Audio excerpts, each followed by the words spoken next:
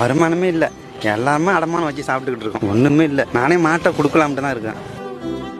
உங்கள் பேர் சொல்லுங்க. சண்முகம். எத்தனை வருஷமா இந்த மாட்டு வண்டி ஓட்டிட்டு இருக்கீங்க? இது சின்ன பிள்ளைலேருந்து இருக்கு.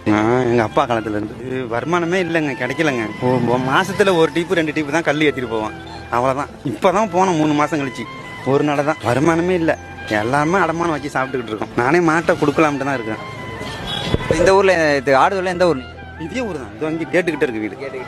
ஓகே. இதை தவிர்த்து வேறு ஏதாவது வேலை பார்க்குறீங்களா? விவசாயம் தெரியாது சார், அவ்வளோதான். இதை மட்டும் தான் வச்சு ஓட்டிக்கிட்டு இருக்கேன். எங்கள் அப்பா அழைச்சிட்டு போனாப்புல, அதுலேருந்து கற்றுக்கிட்டது தான்.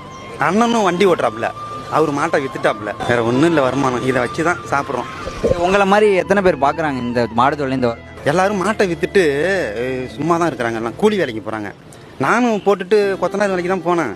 ஒரு ஆள் கல் கேட்டாங்கன்னு ஏற்ற வந்தேன். சரி, ஓகே சார். இந்த மாடோட பராமரிப்பு செலவுலாம் எவ்வளோ ஆகும்? ஒரு நாளைக்கு குறைஞ்சபட்சம் ஒரு 450 ரூபா.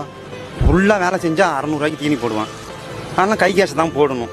ஒரு நாளைக்கு 2 கட்டு வைக்க திங்கும். அதான் வருமானம் இல்லை. இந்த கல்லை எடுத்துகிட்டு போகிறதுக்கு எவ்வளோ வாங்குவீங்க நீங்கள் காசு? 350 ரூபா.